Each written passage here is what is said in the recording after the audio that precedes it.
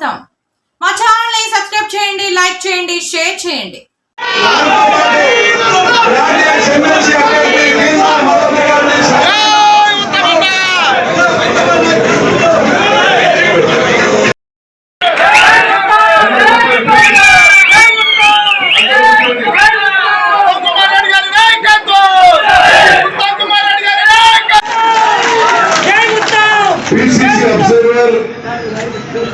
PCC ఉపాధ్యక్షుడు మిత్రుడు జగదీశ్వరరావు గారు, మరి వేదిక పెద్దలందరూ, నేను ఎవరి పేరు తీసుకోదేమనుకో, ఎందుకంటే ఒక పేరు తీసుకున్న పేరు మిస్ అయితే మన నాకు ప్రమాదం.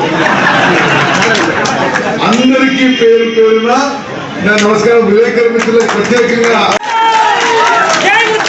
పిసిసి అబ్జర్వర్, పిసిసి ఉపాధ్యక్షుడు మిత్రుడు జగదీశ్వరరావు గారు, మరి వేదిక పెద్దలందరూ, నేను ఎవరి పేరు తీసుకోదేమనుకో, ఎందుకంటే ఒక పేరు తీసుకున్న పేరు మిస్ అయితే మన నాకు ప్రమాదం.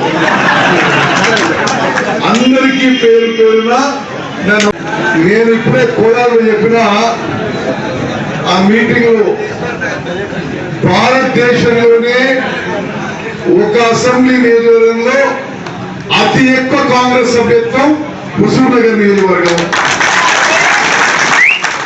అసెంబ్లీ ఎన్నికల్లో మన ప్రత్యర్థి ఎంత హరాస్మెంట్ చేసి, ఎంత పైసలు పెట్టి, ఎన్ని పోలీసులకే పెట్టి, ఎన్ని వ్యాపారాలు ధ్వంసం చేసి, ఎంత వ్యవసాయం నష్టం చేసినా భారీ మెజారిటీ ఇచ్చింది కాంగ్రెస్ పార్టీకి. నాకు నిస్సందేహం మన ఎంపీ అభ్యర్థి రఘువీరారెడ్డి గారికి తెలంగాణ రాష్ట్రంలో ఎక్కువ మెజారిటీ ఏ కాంగ్రెస్ అభ్యర్థికి వచ్చిన దాంట్లో హుజూర్ నగర్ నెంబర్ 1 ఉంటుంది. తీర్మాన మొదలు కూడా హుజూర్ నగర్ నియోజకవర్గం నుంచి భారీ మెజారిటీ ఇవ్వాల్సిందిగా మీ అందరికీ మరి వారు మాట్లాడినట్టు చెప్తారు. ఆ బ్యాలెట్ పేపర్ ఎట్లుంటుంది, బ్యాలెట్ పేపర్ మీద ఏం రాయాలి, ఇవన్నీ విషయాలు కూడా వారు తెలియజేయడం జరుగుతుంది. కాంగ్రెస్ అభ్యర్థిగా తీర్మానం వల్ల బీజేపీ టిఆర్ఎస్ అభ్యర్థుల మధ్య పోటీ. ఈ 3 జిల్లాల గురించి చెప్పాలంటే ఉమ్మడి నల్గొండ, ఉమ్మడి ఖమ్మం, ఉమ్మడి వరంగల్ జిల్లాలో పార్లమెంట్ ఎన్నికల్లో కూడా కాంగ్రెస్ పార్టీ క్లీన్ స్వీప్ చేయబోతుంది. ఈ 3 జిల్లాల్లో ఉన్న 34 అసెంబ్లీ నియోజకవర్గాల్లో కాంగ్రెస్ పార్టీ 32 ఎమ్మెల్యేలు గెలుచుకున్నది.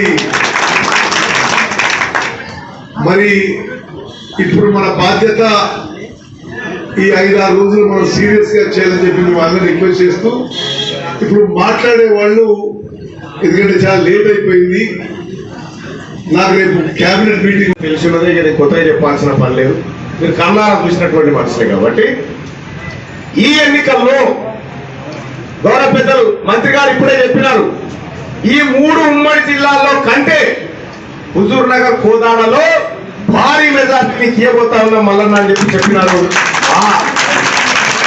ఆ దిశగా కింది స్థాయి వరకు కార్యాచరణ రూపొందించుకొని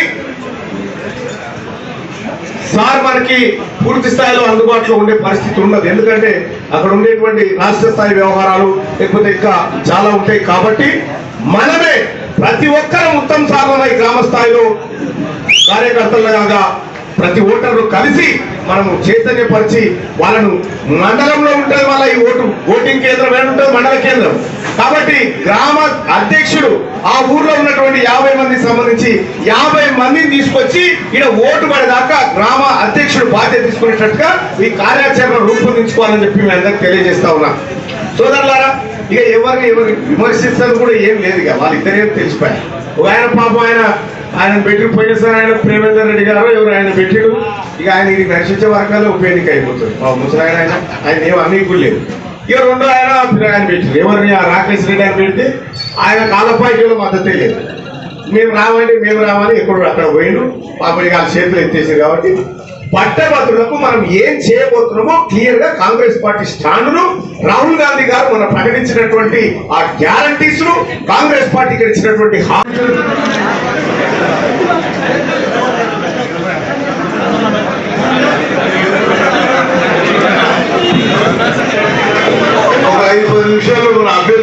రాహుల్ బాబు అండ్ రాజమౌళి మేడం.